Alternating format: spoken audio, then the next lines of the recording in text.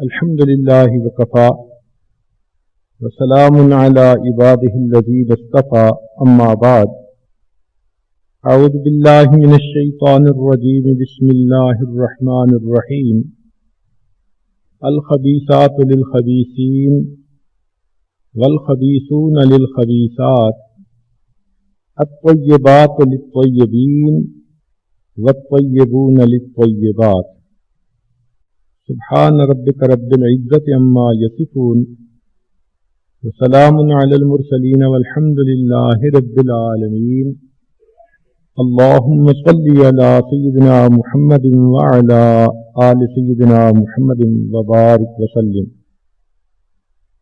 سورہ یوسف کا ترجمہ پڑھنے سے یہ بات معلوم ہوتی ہے کہ اللہ رب العزت کو اپنے بندوں میں سے جو صفات پسندیدہ ہیں ان میں سے ایک صفت ہے پاک دامنی کی زندگی گزارنا۔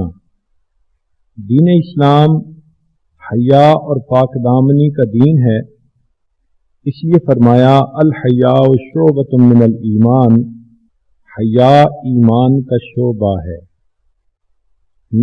نبی اسلام نے ارشاد فرمایا اذا فاتک الحیاء اعمل ما شئت، جب حیا تجھ سے رخصت ہو جائے پھر جو چاہے کر۔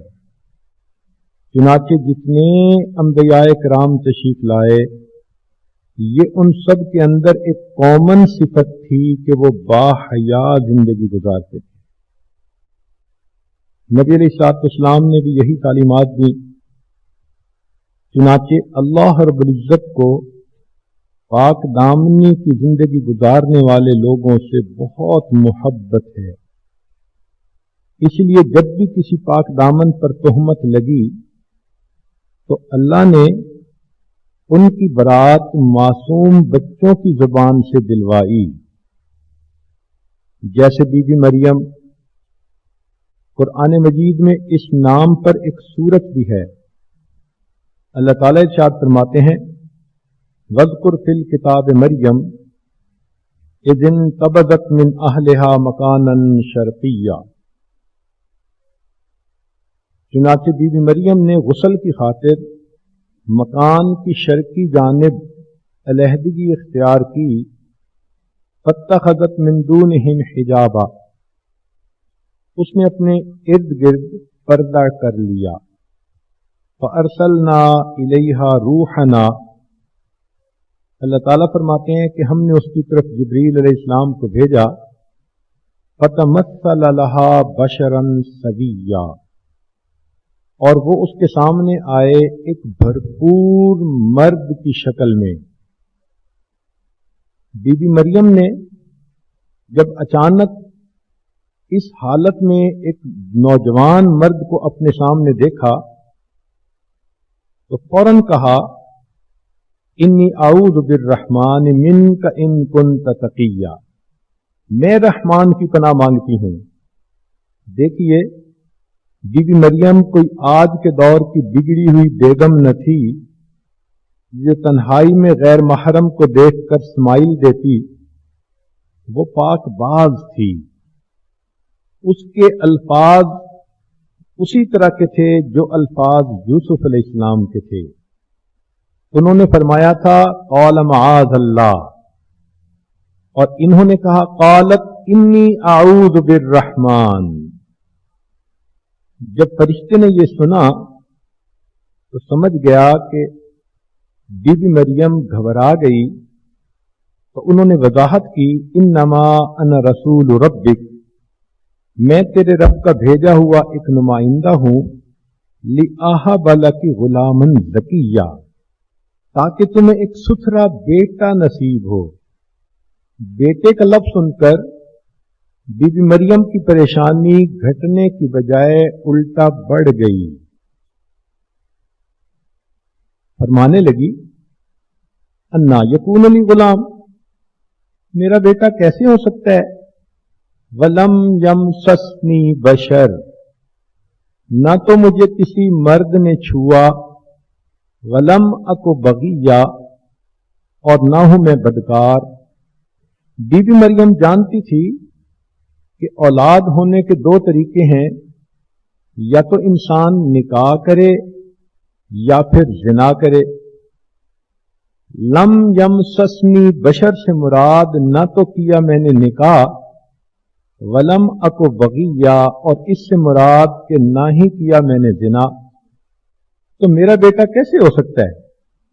قال کذالک، جبریل علیہ السلام نے پاک دامنی کی مہر لگائی، فرمایا مریم تو جو کہہ رہی ہے تو ایسی ہی ہے. سبحان اللہ. قرآن مجید میں اللہ کا ایک فرشتہ ایک نیک بی بی کی پاک دامنی کے اوپر کذالک کی مہر لگاتا ہے. جب بھی قرآن کی آیت پڑھتے ہیں دل سے دعا نکلتی ہے اللہ ہر ایک کو ایسی نیک بیٹی عطا فرمائے. فرمایا کہ مریم آپ ٹھیک کہتی ہیں. قال ربک هو علی ہین، کہا تیرے پروردگار نے کہ یہ کام میرے لیے آسان ہے. مریم بیٹا میں نے دینا ہے، پروردگار نے، یہ کسی زلفوں والی سرکار نے نہیں دینا. کوئی نظر و نیاز کی ضرورت نہیں، چڑھاوے کی ضرورت نہیں، یہ پروردگار کا معاملہ ہے. اور جیسا ہی یہ ہوا تو بی بی مریم کو حمل کے آثار محسوس ہونے لگ گئے. اب مریم کی غم اور زیادہ اشد ہو گیا، اور زیادہ ہو گیا.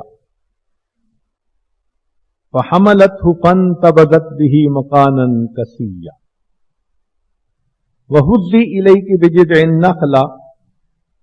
چنانچہ بی بی مریم ہارے ہوئے جرنیل کی طرح ایک درخت کے ساتھ ٹیک لگا کر بیٹھ گئیں. جس طرح ہارا ہوا جرنیل بہت ڈپریسڈ ہوتا ہے کہ بازی ہاتھ سے نکل گئی، بی بی مریم کا یہی حال تھا، کیونکہ وہ تو پاک دامنی کی زندگی گزارنے والی.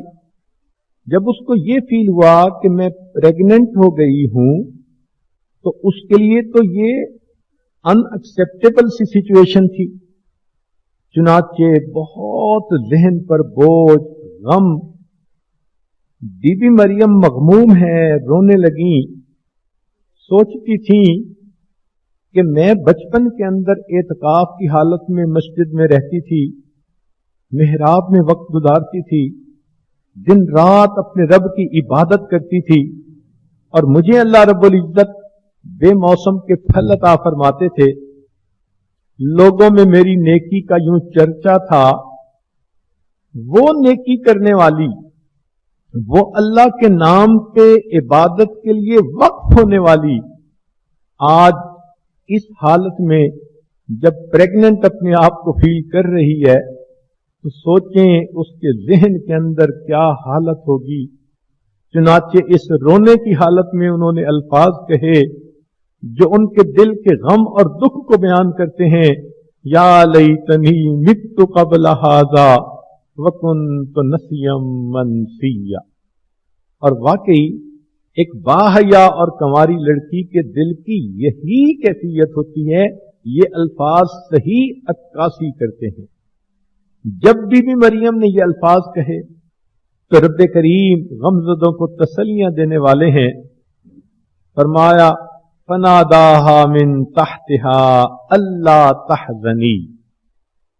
اللہ رب العزت کی طرف سے فوراً پیغام گیا تو غم نہ کر، دو کام کر کہ ایک تو اس کھجور کو ہلا، کھجوریں گریں گی. وہزی الیک بجذع النخلہ تساقط علیک رطبا جنیا. تو پانی جو چشمہ جاری ہوا اس کا پی لے، کھجوریں کھا لے، اور جب بچے کی ولادت ہو تو اپنے بیٹے کے چہرے کو دیکھ کر خوش ہو اور اس کو بوسہ دے. اور اگر کوئی پوچھے کہ یہ کہاں سے آیا تو کہہ دینا انی نذرت للرحمن صوما، میں نے رحمان کے لیے روزہ رکھا. چنانچہ اس وقت جو روزہ دار ہوتا تھا تو وہ بات بھی نہیں کرتا تھا. عجیب بات دیکھیے کہ جب یہ بچی پیدا ہوئی تھی تو ان کی ماں حنا نے یہ کہا تھا رب انی نذرت لک ما فی بطنی محررا. اور آج بیٹی کے اوپر یہ سلسلہ بنا تو بیٹی کہہ رہی ہے انی نظرت للرحمن صوما. بہرحال وہ اپنی قوم کے پاس آئیں فأتت به قومها تحمل. بچے کو دیکھ کر قوم نے فوراً الزام لگا دیا اور تانا زنی کے نشتر چلائے. اور آپ کو پہلے بھی یہ عرض کر چکا ہوں کہ عام طور پر عورت کی بات کا تانا مردوں تک جاتا ہے. چنانچہ انہوں نے فوراً کہا یا اخت ہارون، اے ہارون کی بہن، تیرا بھائی کیسا، تیری ماں کیسی، تیرا باپ کیسا، اور تو یہ کیا تماشا کر کے آئی. بی بی مریم کو سخت اذیت پہنچی. اس حالت میں فاشارت الی، انہوں نے بچے کی طرف اشارہ کر دیا. کہنے کا مقصد یہ تھا کہ میرا دماغ مت کھاؤ، اسی بچے سے پوچھو یہ کیسے آیا. اب جب بچے کی طرف اشارہ ہوا تو رب کریم نے حکم فرمایا اے میرے پیارے عیسیٰ علیہ السلام، اس عمر میں بچے نہیں بولا کرتے، مگر تمہیں اپنی والدہ کی پاک دامنی کی گواہی دینے کے لیے بولنا پڑے گا. چنانچہ وکیل صفائی بن کر عیسیٰ علیہ السلام نے فرمایا انی عبد اللہ. آگے پوری اس کی تفصیلات ہیں.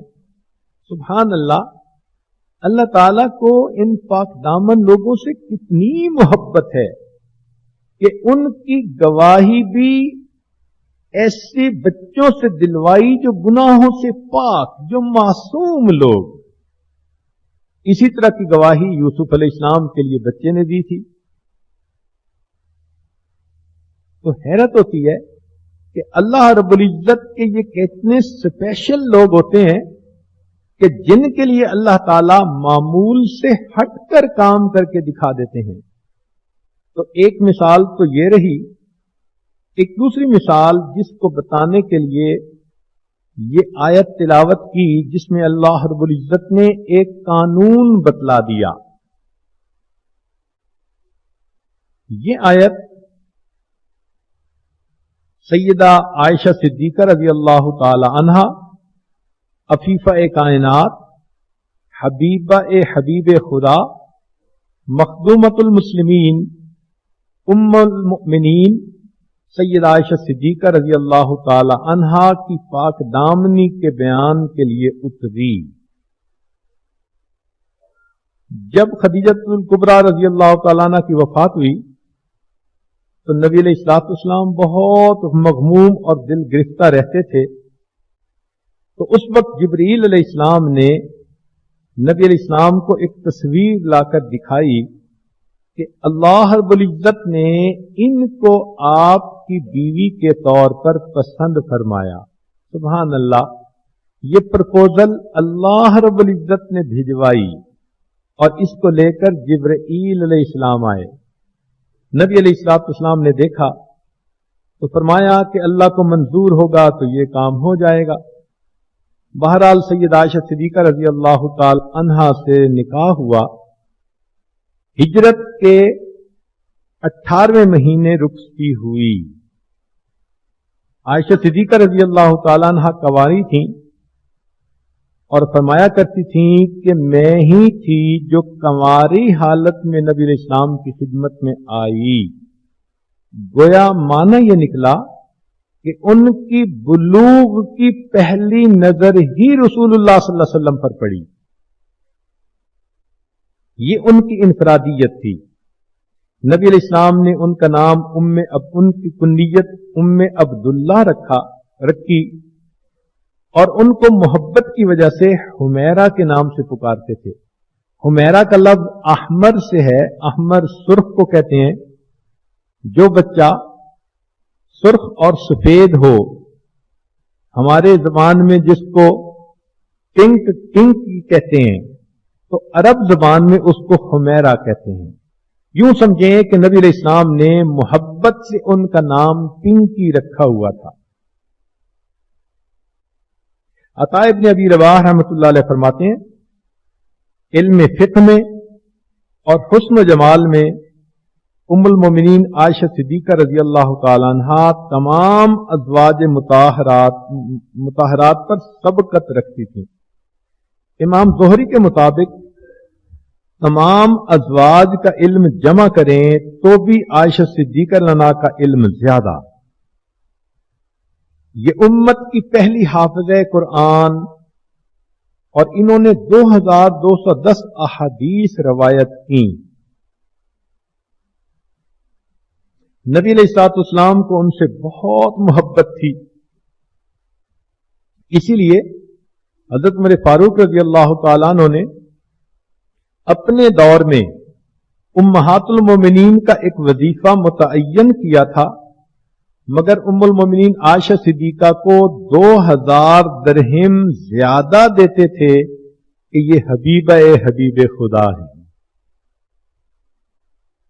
اس کی دلیل یہ ہے کہ جب تخیر کا معاملہ آیا تو نبی علیہ الصلوۃ والسلام نے تمام ازواج کو کہا کہ چوائس تمہارے پاس ہے، میرے پاس رہنا چاہتی ہو یا جانا چاہتی ہو. اور جب عائشہ صدیقہ رضی اللہ عنہا کا معاملہ آیا تو نبی علیہ السلام نے کنڈیشنل کر دیا کہ تمہاری عمر چھوٹی ہے، اپنے ماں باپ سے مشورہ کر لینا، چونکہ اللہ کے حبیب چاہتے تھے کہ کوئی فیصلہ دوسرا نہ کر لے، جدائی برداشت کرنی مشکل تھی. انہوں نے اسی وقت فرمایا کہ مجھے مشورے کی کیا ضرورت ہے، میں فیصلہ کرتی ہوں کہ میں نے اللہ کے حبیب صلی اللہ علیہ وسلم کے قدموں میں زندگی گزار دی. نبی علیہ السلام نے ایک مرتبہ فرمایا، حمیرہ تم مجھے کھجور، چھہارا اور مکھن ملا کر کھانے سے زیادہ محبوب ہو. تو فوراً جواب میں کہا، اے اللہ کے حبیب صلی اللہ علیہ وسلم، آپ مجھے شہد اور مکھن کو ملا کر کھانے سے زیادہ پسند ہیں. نبی علیہ السلام مسکرائے، فرمایا، حمیرہ تمہارا جواب میرے جواب سے بہتر تھا. اللہ نے بڑی ذہانت دی تھی. فاطمہ الزہرا رضی اللہ تعالیٰ عنہ بیٹھی ہیں، فرمانے لگیں کہ میرے دل میں ایک بات آئی ہے. پوچھا کیا؟ کہ قیامت کے دن آپ کھڑی ہوں گی؟ نہیں، کہ آپ کے والد ہیں ابو بکر صدیق اور میرے والد ہیں حضرت محمد مصطفیٰ احمد مجتبیٰ صلی اللہ علیہ وسلم. یہ سن کے عائشہ صدیقہ رضی اللہ عنہا تڑپ گئیں، فرمانے لگیں، فاطمہ تم نے سچ کہا، ہمیں ایمان ملا آپ کے والد کے صدقے، قرآن ملا ہمیں ان کے صدقے، اللہ ملا ہمیں ان کے صدقے. خوب جی بھر کے نبی علیہ السلام کی تعریفیں کی اور پھر آخر پر کہنے لگیں، فاطمہ ایک بات میرے بھی دل میں آ رہی ہے. کیا؟ کہ قیامت کا دن ہوگا، آپ کھڑی ہوں گی تو آپ کے ہاتھ حضرت علی المرتضیٰ کے ہاتھ میں ہوگا، اور میں قیامت کے دن کھڑی ہوں گی تو میرا ہاتھ محمد مصطفیٰ کے ہاتھ میں ہوگا. اور پھر کہنے لگی ایک بات اور آ رہی ہے کہ آپ جنت میں جائیں گی تو آپ کا ہاتھ علی المرتضیٰ کے ہاتھ میں ہوگا، اگر میں جنت میں گئی تو میرا ہاتھ محمد مصطفیٰ صلی اللہ علیہ وسلم کے ہاتھ میں. تو اللہ نے انہیں ایسی ذہانت عطا فرمائی. فرماتی تھیں کہ میرے اندر 10 صفات اللہ نے ایسی رکھی جو باقی بیویوں کو نہیں عطا فرمائی. سب سے پہلی صفت کہ میں نے جبرائیل علیہ السلام کو اس کی اصلی حالت میں دیکھا اور انہوں نے مجھے سلام بھیجے. دوسری بات کہ میں ہی تھی جو کنواری حالت میں نبی علیہ السلام کی خدمت میں پیش ہوئی. تیسری صفت کہ میں ہی ہوں کہ جس کے ماں اور باپ دونوں مہاجرین میں سے، اور میں ہی ہوں کہ جس کے بستر پر اللہ رب العزت کی طرف سے وحی اترتی تھی، اور میں ہی ہوں کہ نبی علیہ السلام نے جن کے ساتھ ایک وقت میں ایک برتن کے پانی سے غسل فرمایا، اور میں ہی ہوں کہ جن کی گود میں نبی علیہ الصلوۃ والسلام نے وفات پائی، اور میں ہی ہوں جس کے حجرے میں نبی علیہ الصلوۃ والسلام نے وفات پائی، اور میں ہی ہوں جس کے حجرے میں اللہ کے حبیب صلی اللہ علیہ وسلم مدفون ہوئے. اور 10ویں صفت کہ جنگ بدر میں میرے دوپٹے کو اللہ کے حبیب نے اسلام کا جھنڈا بنا کر لہرایا.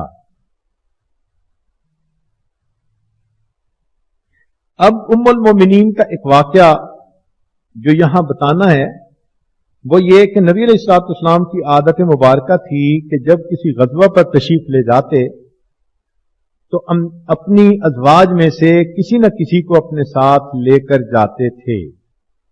غزوہ بنی مستلق، اس میں عائشہ صدیقہ رضی اللہ تعالیٰ عنہا ساتھ تھیں. جب واپسی آنے کا وقت تھا تو فرماتی ہیں کہ میں قضائے حاجت کے لیے گئی، کیونکہ پھر گھنٹوں اونٹ کے اوپر بیٹھنا ہوتا تھا. اور جب میں واپس آئی تو آنے پر لوگوں نے دیکھ تو لیا کہ میں آ گئی ہوں، مگر میں نے محسوس کیا کہ میرا ایک ہار تھا وہ کہیں ٹوٹ کر گر گیا، تو میں ہار دیکھنے دوبارہ چلی گئی. ابھی میں ہار ڈھونڈ ہی رہی تھی کہ پیچھے کوچ شروع ہوا، تو جو لوگ میری پالکی کو اٹھا کر اونٹ پر رکھتے تھے وہ آئے اور کئی لوگوں نے مل کر پالکی اٹھائی اور اونٹ کے اوپر رکھ دی. میری عمر بھی چھوٹی تھی، وزن بھی تھوڑا تھا، ہلکی پھلکی سی تھی. ان کو یہ پتہ بھی نہ چلا کہ میں اندر بیٹھی ہوں یا نہیں بیٹھی، اور اس طرح قافلہ روانہ ہو گیا. جب میں ہاتھ ڈھونڈ کر واپس آئی تو میں نے دیکھا کہ وہاں تو اونٹ ہی نہیں ہے. تو میں انتظار میں بیٹھ گئی کہ اللہ کے حبیب صلی اللہ علیہ وسلم جب نوٹ کریں گے اس چیز کو تو ضرور میری خبر لیں گے. اب وہاں بیٹھے بیٹھے مجھے نیند آئی، رات کا وقت تھا، میں سو گئی. قافلہ روانہ ہو گیا. جب صبح کا وقت ہوا تو ایک صحابی تھے صفوان رضی اللہ تعالیٰ عنہ، یہ بدری صحابی تھے، اور ان کی یہی ڈیوٹی تھی کہ قافلہ جب رخصت ہو جاتا تو یہ آخر پر ایک چکر لگاتے اس پوری جگہ پر اور دیکھتے کہ کوئی چیز پیچھے رہ تو نہیں گئی، اور پھر واپس آتے تھے. وہ دیکھتے پھر رہے تھے تو انہوں نے ایک جگہ پر کسی کو کپڑے میں لپٹا سویا دیکھا، تو ان کو اندازہ تو تھا کہ یہاں نبی علیہ السلام کا خیمہ تھا. فرماتی ہیں کہ میری آنکھ اس وقت کھلی جب انہوں نے مجھے دیکھ کر پڑھا انا للہ و انا الیہ راجعون. میں اٹھ کر بیٹھ گئی، میرے اوپر چادر تھی. تو انہوں نے کیا کیا کہ اپنے اونٹ کو قریب میرے لا کر بٹھا دیا. میں سمجھ گئی کہ یہ چاہتے ہیں کہ اونٹ پر میں بیٹھوں اور ہم قافلے کے پاس پہنچ جائیں. چنانچہ میں اونٹ پر سوار ہو گئی اور وہ اونٹ کو چلاتے ہوئے ظہر کے وقت قافلے کے ساتھ مل گئے.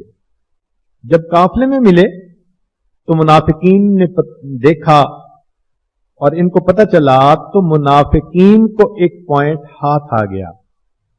ابو جہل کہنے لگا کہ مجھے لگتا ہے کہ نہ یہ لڑکی اس مرد سے بچی نہ یہ مرد اس سے بچا، اور آپس میں انہوں نے اس بات کا بتنگڑ بنا لیا.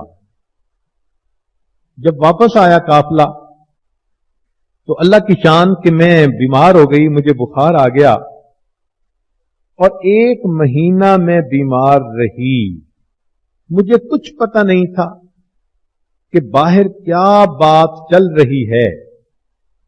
ایک رات میں ام مستہ کے ساتھ فراغت کے لیے باہر کی طرف گئی تو ان کو ٹھوکر لگی، وہ گریں. تو انہوں نے اپنے بیٹے مستہ کے بارے میں کوئی بد دعا کے لفظ کہے. میں نے پوچھا کیا کہہ رہی ہیں؟ انہوں نے کہا تمہیں پتہ نہیں کہ کیا بات ہو رہی ہے؟ میں نے کہا نہیں. تب انہوں نے بات کھولی کہ تمہارے اس طرح آنے پر لوگوں نے تم پر بہتان لگا دیا اور یہ بات ٹاک آف دی ٹاؤن بن گئی ہے. اب جو میں نے سوچنا شروع کیا تو میں نے بھی فیل کیا کہ واقعی پہلے میں بیمار ہوتی تھی تو اللہ کے حبیب صلی اللہ علیہ وسلم میری بہت دلداری فرمایا کرتے تھے، بہت دل جوئی فرمایا کرتے تھے، اور آج اللہ کے اور اس مرتبہ میں بیمار تھی تو آپ تشریف لاتے اور مجھ سے پوچھتے عائشہ تم کیسی ہو، میں بتا دیتی، آپ چلے جاتے. اب میں جب واپس گھر آئی تو اللہ کے حبیب صلی اللہ علیہ وسلم تشریف لائے. میں نے جب دیکھا تو اللہ کے حبیب صلی اللہ علیہ وسلم نے نگاہیں ملانے کی بجائے چہرہ انور دوسری طرف کر لیا.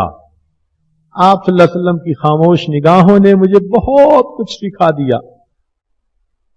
میں نے اتنی بات کہی کہ مجھے اپنے والد کے گھر جانے کی اجازت دیں. نبی علیہ السلام نے اجازت دے دی.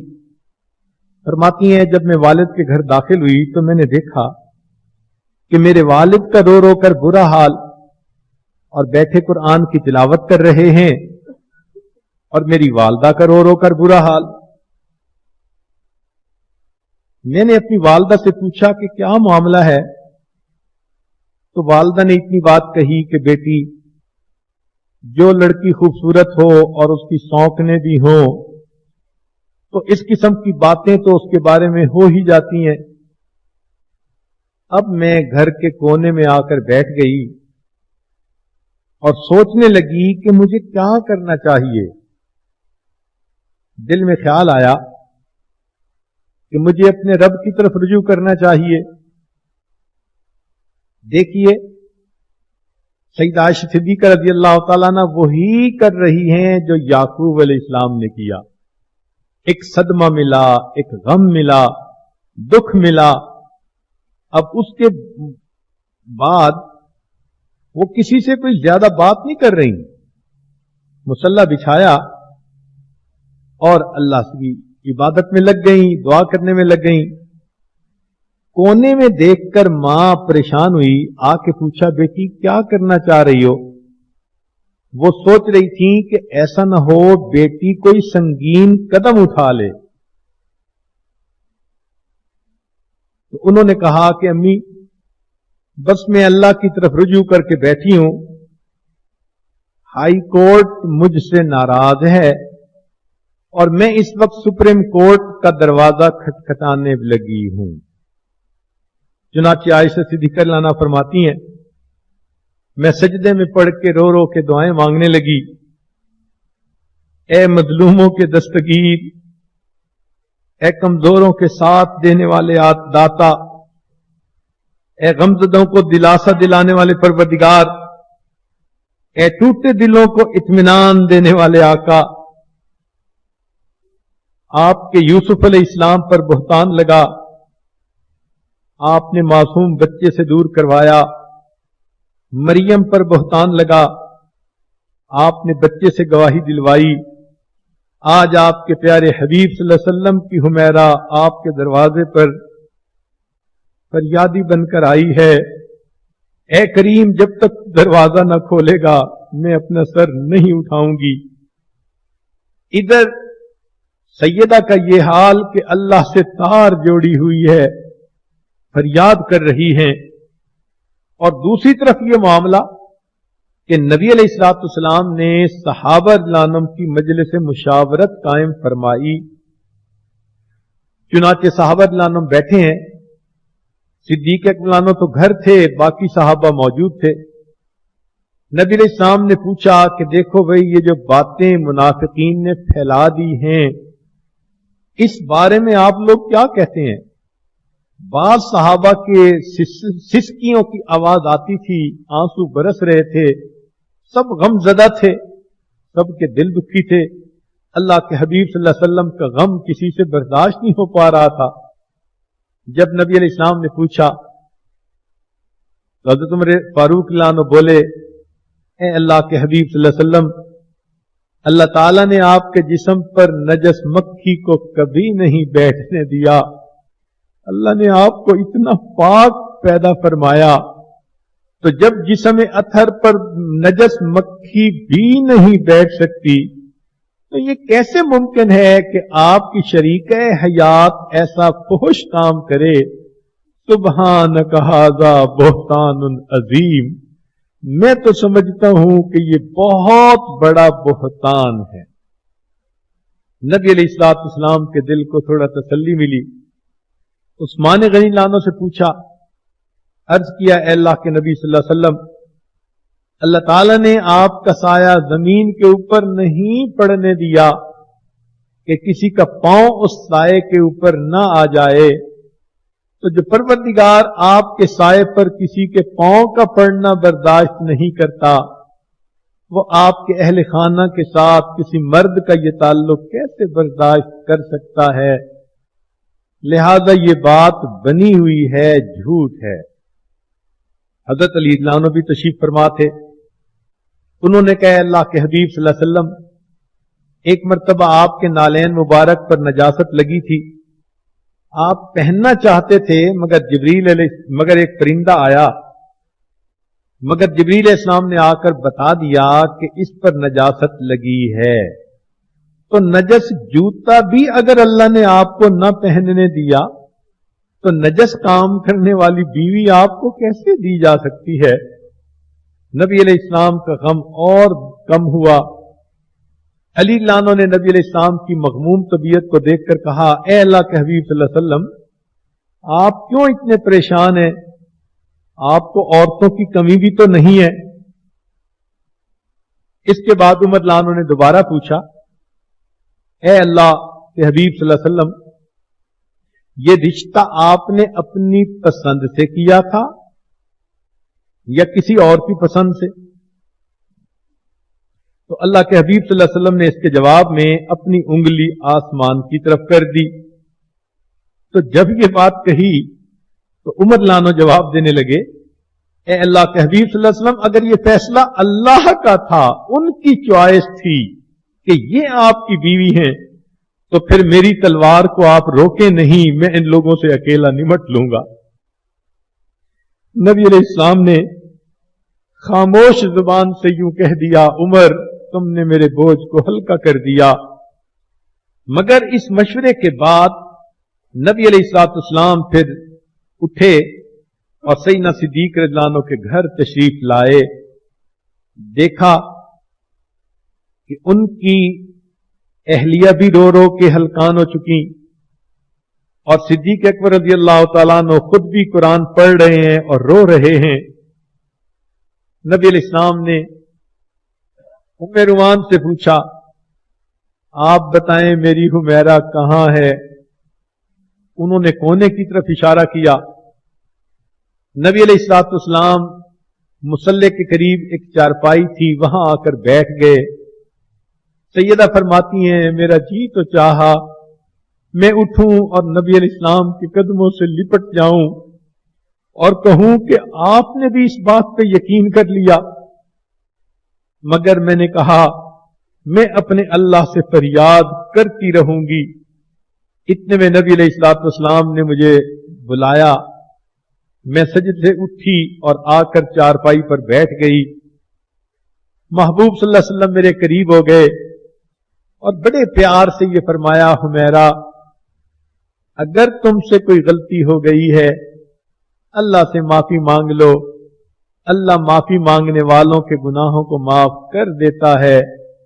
یہاں سے ہمیں ایک مسئلہ واضح ہوا کہ خامند کو اپنی بیوی کے ساتھ اتنا نرم مزاج رہنا چاہیے کہ اگر بیوی پر زنا کی بھی تہمت لگ جائے تو بجائے غصے میں بات کرنے کے اور کوئی اور لفظ بولنے کے، نبی علیہ السلام اتنا فرماتے ہیں، حمیرہ اگر کوئی غلطی ہو گئی تم اللہ سے معافی مانگ لو، اللہ گناہوں کا معاف کرنے والا ہے۔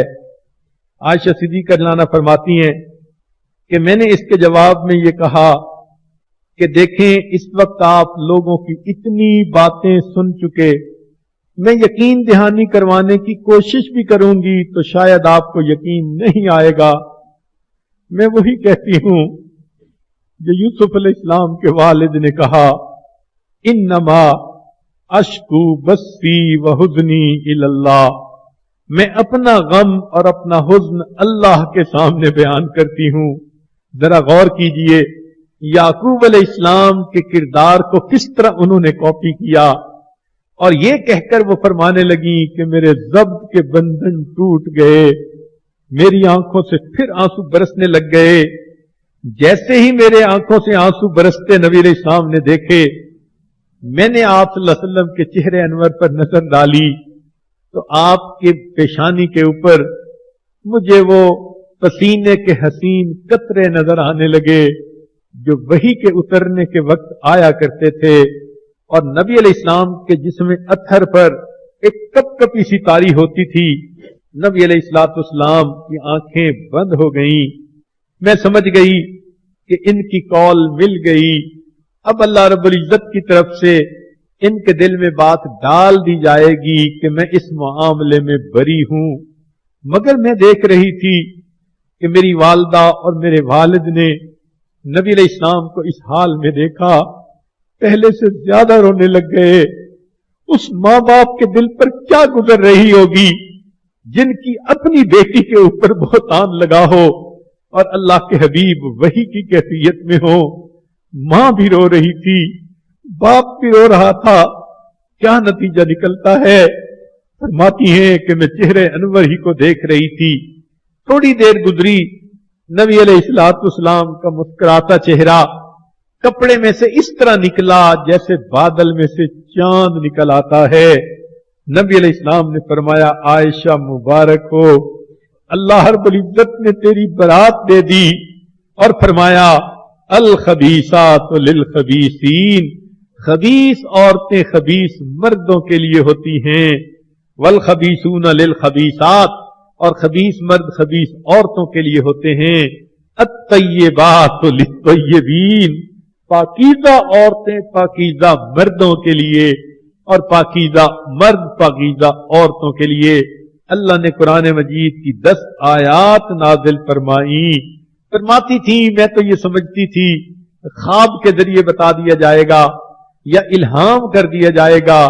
मैंने कभी ये तो नहीं सोचा था परवरदिगार मुझ पर इतना मेहरबान होगा कि दूसरों की गवाही तो बच्चों के जरिए से दिलाई और मेरी गवाही वो परवरदिगार सीनों के भेद जानने वाली जात खुद अता फरमाएगी।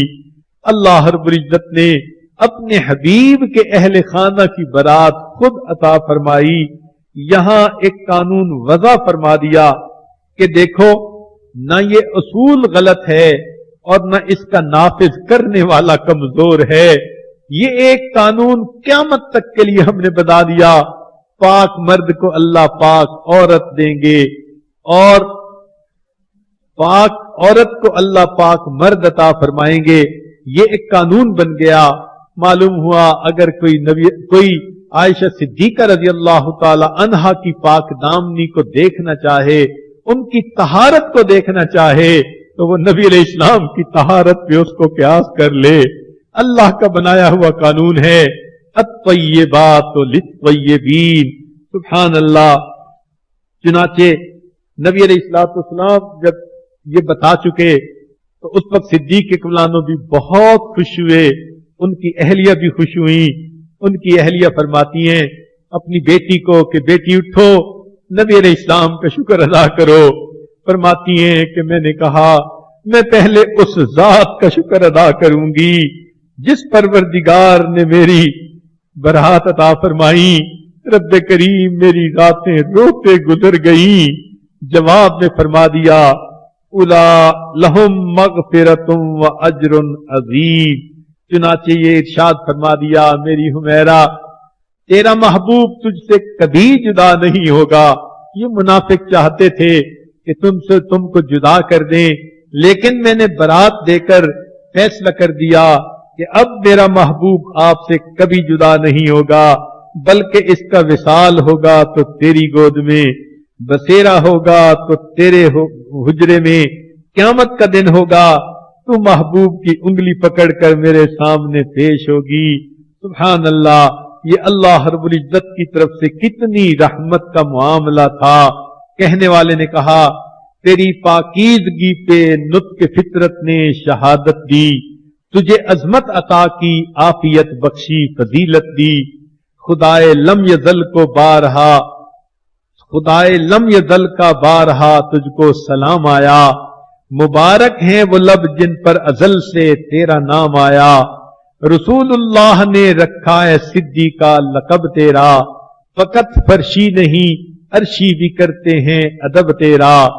शरफ तेरे दुपट्टे ने ये जंगे बद्र में पाया, इसे परचम बनाकर रहमते आलम ने लहराया। تیرا حجرا امین خاص ہے ذات رسالت کا، فرش پر ہو کے بھی ٹکڑا ہے وہ باغ جنت کا، اسی میں رحمت للعالمین رہتے ہیں، تیرا حجرا ہے جس کو گنبد خضرا بھی کہتے ہیں، شفاعت کی تیرے رحمت قدا سے ابتدا ہوگی، اسی پر امتوں کی مغفرت کی انتہا ہوگی۔ اللہ رب العزت کی طرف سے مہربانیاں دیکھیے کہ ایک قانون بنا دیا قیامت تک کے لیے، پاکیزہ عورت ہوگی، اللہ پاکیزہ خامد عطا فرمائیں گے، پاکیزہ خامد ہوگا، اللہ پاکیزہ بیوی عطا فرمائیں گے۔ سورہ یوسف کے سارے مضمون کو ذہن میں رکھ کر اور آج اس واقعہ عفق کے مضمون کو سامنے رکھ کر آپ اپنی زندگیوں پر نظر دوڑائیے۔ کتنی عورتیں ہیں اپنی نگاہیں پاک نہیں، اپنی سوچیں غلط ہوتی ہیں، بہتان اپنے خامد پر لگاتی ہیں، وہ باہر وقت لگاتا ہے، ہم میں دلچسپی نہیں رکھتا، یہ کیوں نہیں سوچتی میں بھی تو خبیثات میں سے ہوں، میں بھی تو سیل فون پہ باتیں کرتی ہوں، میسجز آتے جاتے ہیں، میں بھی تو غیر محرم مرد کے بارے میں دل کے اندر کیسی فیلنگز رکھتی ہوں، جو میں کہہ رہی ہوں عدل کا بدلہ اللہ کا بنایا ہوا قانون ہے، مجھے سب کچھ وہی مل رہا ہے۔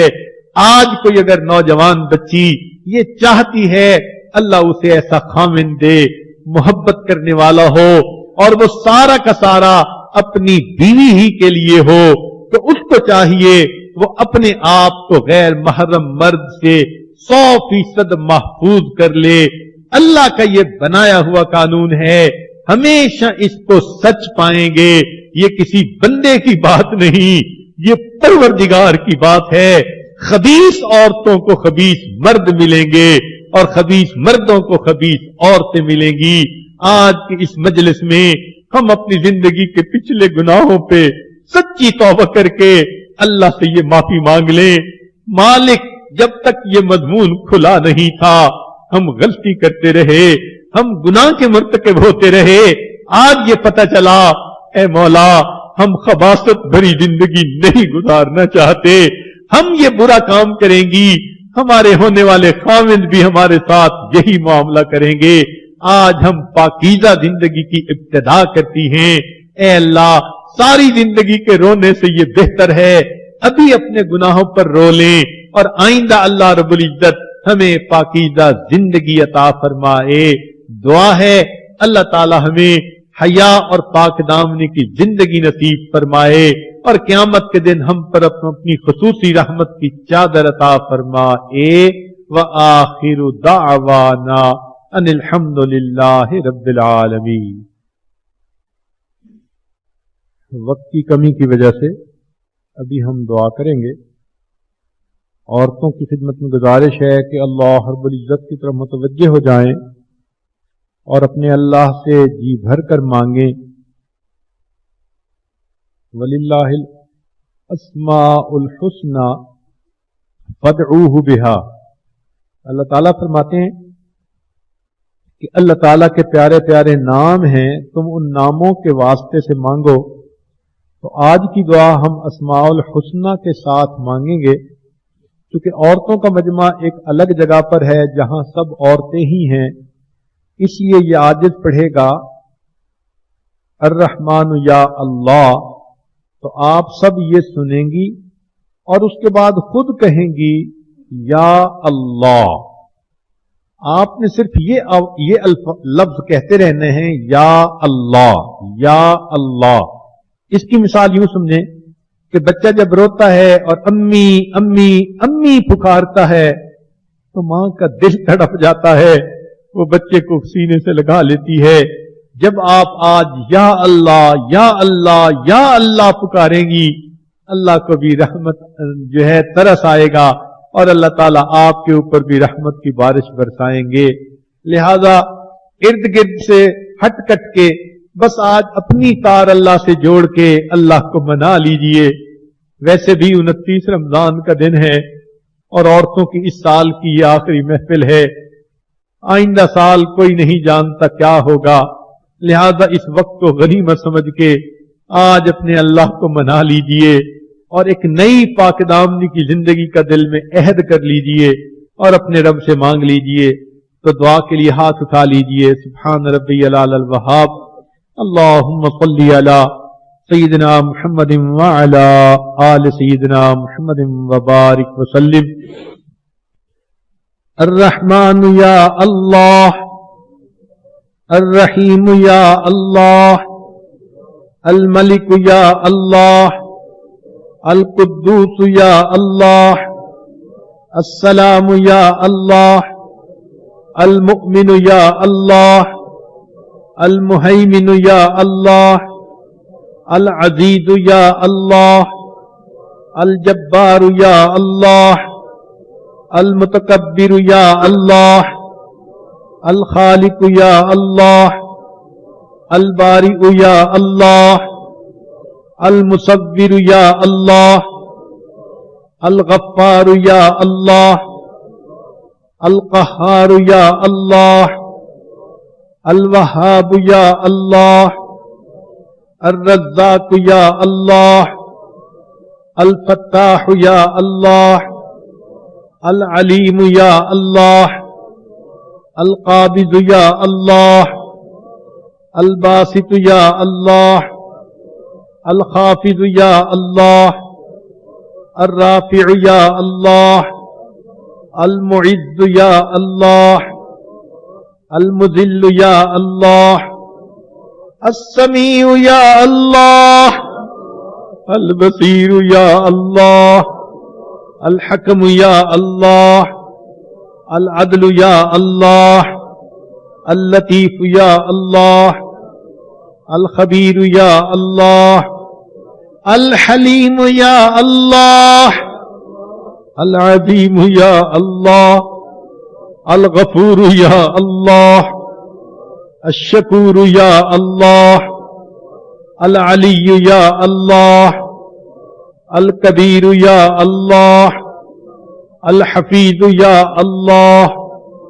المقیت یا اللہ، الحسیب یا اللہ، الجلیل یا اللہ، الکریم یا اللہ، الرقیب یا اللہ، المجیب یا اللہ، الواسع یا اللہ، الحکیم یا اللہ، الودود یا اللہ، المجید یا اللہ، الباعث یا اللہ، الشہید یا اللہ، الحق یا اللہ، الوکیل یا اللہ، القوی یا اللہ، المتین یا اللہ، الولی یا اللہ، الحمید یا اللہ، المحصی یا اللہ،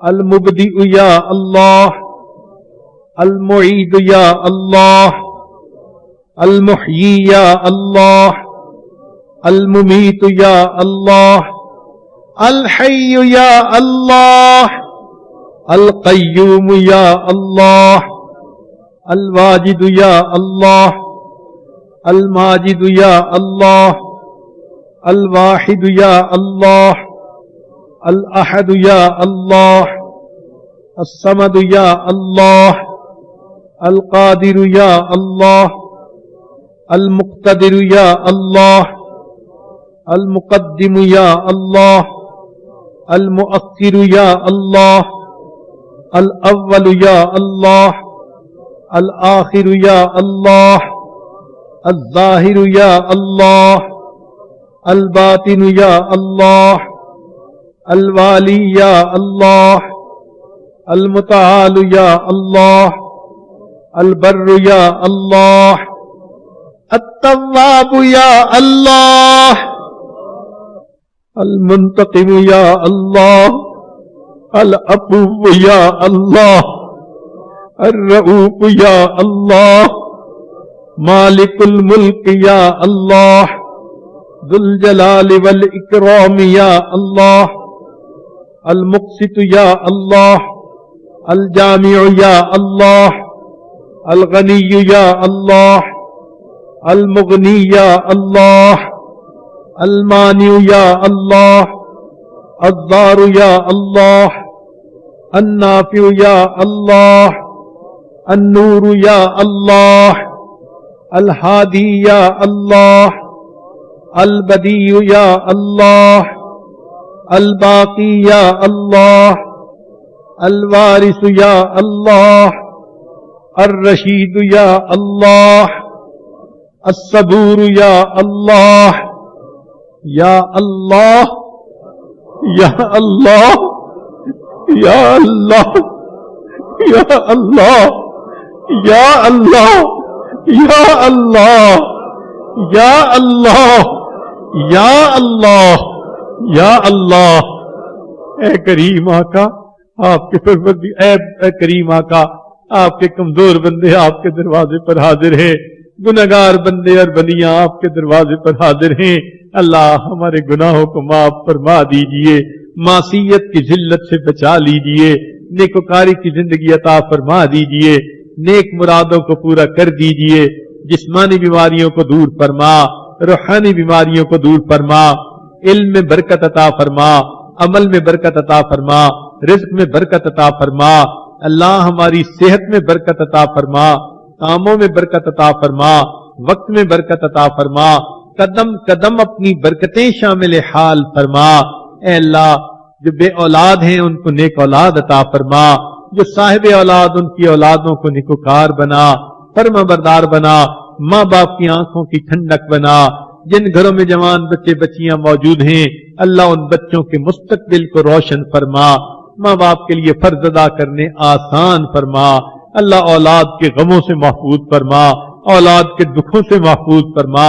اے اللہ، علم حاصل ہونے کے بعد جہالت کے کاموں سے محفوظ فرما، ہدایت ملنے کے بعد گمراہی سے محفوظ فرما، اپنے قرب کے بعد دوری سے محفوظ فرما، عزتیں ملنے کے بعد ذلت سے محفوظ فرما۔ اے کریم آقا، بچہ پریشان ہوتا ہے ماں باپ کی طرف دوڑتا ہے، اور بندہ پریشان ہوتا ہے پروردگار کی طرف لوٹتا ہے۔ اے بے کسوں کے دستگیر، اے ٹوٹے دلوں کو تسلی دینے والے، اے خالی جھولیوں کو بھر دینے والے، میرے مولا ہم نے بھی جھولیاں پھیلائی ہیں، اپنی رحمت سے اپنی نعمتوں سے بھرپور فرما۔ اللہ ہم پر رحمت کی نظر فرما۔ اے کریم آقا، زندگی میں کبھی بھی بے سہارا نہ فرما، کبھی بھی بے آسرا نہ فرما، کبھی بھی اپنے در سے دور نہ فرما، کبھی بھی نفس اور شیطان کے حوالے نہ فرما۔ میرے مولا ہم پر رحمت کی نظر فرما۔ اللہ ہمیں نماز کی حضوری نصیب فرما، سجدے کا سرور نصیب فرما، قرآن پاک پڑھنے کا لطف نصیب فرما، رات کے آخری پہر کے مناجات کی لذت نصیب فرما۔ اے کریم آقا، دل کی نیک مرادوں کو پورا فرما۔ اے کریم آقا، جو گھروں میں عورتیں پریشان ہیں ان کی پریشانیوں کو دور فرما، جو خامدوں کی طرف سے پریشان ان کی پریشانی کو دور فرما۔ اے اللہ، جو دوسرے اہل خانہ کی طرف سے پریشان ان کی بھی پریشانی کو دور فرما، جو اولاد کی طرف سے پریشان ان کی بھی پریشانی کو دور فرما، جو اپنی صحت سے پریشان ان کی بھی پریشانی کو دور فرما۔ اے اللہ، رمضان کے روزوں کو قبول فرما، تراویح کو قبول فرما۔ آپ کی یہ بندیاں دور قریب سے چل کے اے اللہ روز بیان سننے کے لیے یہاں آتی تھی، اللہ ان کے چل کے آنے کے صدقے ان کے گناہوں کو معاف فرما دیجئے، اور اس کے بدلے پل سے رات پہ چلنا آسان فرما دیجئے۔ رب کریم رحمت کا معاملہ فرمائیے۔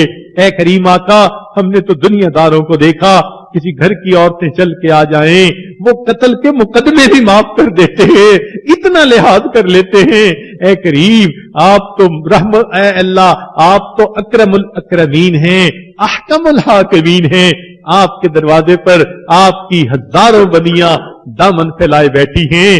میرے مولا اٹھے ہاتھوں کی لاج رکھ لیجئے۔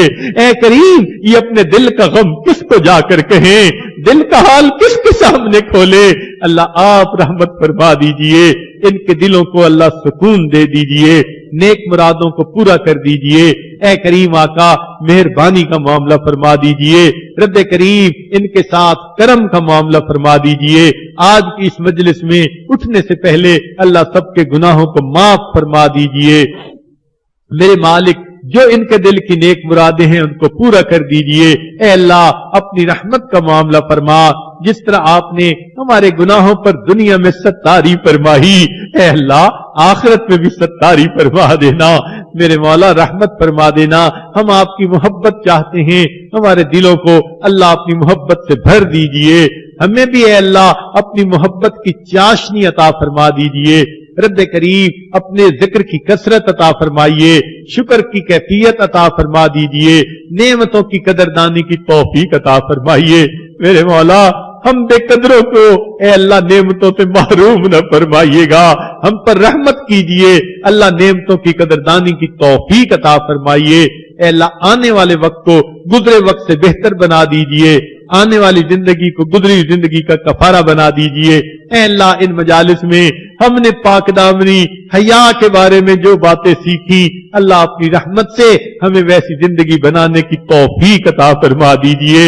ए अल्लाह अब तक जो गुनाह हुए माफ फरमा दीजिए और आइंदा हमें ए अल्लाह इन गुनाहों से 100% बचा लीजिए और अल्लाह अपने मकबूल बंदों में शामिल फरमा लीजिए। मेरे मौला इस मौके पर एतकाफ वाले मर्द भी दुआओं में शरीक हैं। मेरे मौला आपके दरवाजे की दहलीज और चौखट को पकड़कर ये बैठने वाले अल्लाह दरियाओं सहराओं और समुद्रों को अबूर करके यहाँ आए बैठे हैं। मेरे मौला आपके दर के मंगते हैं, आपके दर के साइल हैं। मेरे मौला आप इसे उम्मीदें लगाई हैं, तुम ही से मांगेंगे तुम ही दोगे, तुम्हारे दर से ही लौ लगी है। मेरे मौला कई दिन गुजर गए आप ही के सामने दामन फैलाते हुए, अल्लाह मेहरबानी कर दीजिए, ए करीम रहमत कर दीजिए। ए अल्लाह आज दिलों की मुरादें पूरी कर दीजिए। ए अल्लाह ये रमजान मुबारक का मुमकिन है आखिरी दिन हो तो अल्लाह हमें जहन्नमियों की लिस्ट में से निकाल कर अपने जन्नती बंदों की फहरिस्त में दाखिल फरमा दीजिए। ए अल्लाह इस रमजान को बख्शिश का जरिया बना दीजिए, हमें सही मानों में अच्छा इंसान बना दीजिए, अच्छे अखलाक अता फरमा दीजिए। ए करीम रहमतों का मामला फरमाइए। ए रब्बे करीम हमारे इस एतकाफ के लोगों के लिए जिन मर्दों ने खिदमत की या जिन औरतों ने घरों में खाने बनाए, उन खिदमत करने वाली औरतों को उनकी उम्मीदों से बढ़ के अजर अता फरमाइए। हमने अपने बड़ों से सुना है इबादत से जन्नत मिलती है, खिदमत से खुदा मिलता है। अल्लाह उन खिदमत करने वाली औरतों को खिदमत के बदले अपना ताल्लुक अता फरमा दीजिए, अपनी मकबूल बंदियों में शामिल फरमा लीजिए। ए अल्लाह ये औरतें जिन्होंने ये बयानात सुने, ए अल्लाह इनको बनाते आयशा में शामिल फरमा लीजिए। ए अल्लाह उस उम्मुल मोमिनीन की पाकदामनी का वास्ता अल्लाह पाकदामनी की जिंदगी अता फरमा दीजिए। ए अल्लाह रहमत फरमा दीजिए, करम कर दीजिए। अल्लाह हमारी इन दुआओं को कबूल फरमाइए। मदारिस अरबिया ए अल्लाह की हिफाजत फरमाइए, दावत व तबलीग के काम की हिफाजत फरमा, जहां अल्लाह अल्लाह होती है उन खानकाहों की हिफाजत फरमा, इकामत दीन की कोशिशों की हिफाजत फरमा। अल्लाह इस जामिया ज़ैनब को अपनी हिफाजत अता फरमा। ए करीम जो जरूरियात हैं गैबी खजानों से पूरी फरमा, जिसके मावनीन हैं उनको अपने मुकर्रबीन में शामिल फरमा, जितनी तालिबात हैं अल्लाह उनको अपनी खास बंदियों में शामिल फरमा। पढ़ाने वाली मुअल्लिमात या प्रिंसिपल साहिबा या जितनी और सरपरस्त मस्तूरात हैं अल्लाह सबकी मेहनतों को कबूल फरमा, और जो इस जामिया की तालिबात से जामिया से मोहब्बत रखने वाली मस्तूरात हैं अल्लाह सबकी मोहब्बतों को कबूल फरमा। ए करीम आका आज की इस मजलिस में जितनी मस्तूरात हाजिर हैं या आना चाहती थी नहीं आ सकी, अल्लाह सबकी दुआओं को अपनी रहमत से कबूल फरमा। ए रब्बे करीम इस शहर पर अपनी खास रहमत नाजिल फरमा। ईमान वाले जितने मर्द औरतें हैं अल्लाह उन पर खुसूसी रहमत नाजिल फरमा। जो हिदायत से महरूम है अल्लाह उनको हिदायत अता फरमा। ए अल्लाह इस शहर में और जितने मदारिस हैं मर्दों के या औरतों के अल्लाह सबके काम को कबूलियत अता फरमा, और अल्लाह सबकी मेहनतों को कबूल फरमा, और उनके बदले अल्लाह सबको अपनी रजा नसीब फरमा। ए करीम आका हमारी इन दुआओं को अपनी रहमत से कबूल फरमा। हमें मांगना नहीं आता, अल्लाह हमें बिन मांगे अता फरमा। ए रब्बे करीम एक दिल की तमन्ना जरूर है, दुनिया में ऐसे वक्त में आए आपके हबीब सल्लल्लाहु अलैहि वसल्लम का दीदार नहीं कर सके, बड़ा दिल चाहता है उस चेहरे को देखें जिसे आपने वज़्दुहा फरमाया। ان زلفوں کو دیکھیں جنہیں آپ نے واللیل کہا. اللہ قیامت کے دن ان کے قدموں میں جگہ عطا فرما دینا. ڈر یہ لگتا ہے کہ آپ نے قرآن مجید میں فرمایا میں کچھ لوگوں کو قیامت کے دن اندھا کھڑا کروں گا. اے اللہ ہماری بد نظریوں کی وجہ سے, بد نگاہیوں کی وجہ سے اگر آپ نے قیامت کے دن اندھا کھڑا کر دیا, ہم تو نبی علیہ السلام کا دیدار کرنے سے محروم ہو جائیں گے. اللہ دوہری محرومی سے محفوظ فرما. قیامت کے دن ان کے قدموں میں جگہ نصیب فرما, جنت میں ان کا ساتھ عطا فرما. اے کریم ہماری ان دعاؤں کو اپنی رحمت سے قبول فرما. صلی اللہ تعالی علی خیر خلقہ سیدنا محمد و آلہ و اصحابہ اجمعین برحمتک یا ارحم الراحمین.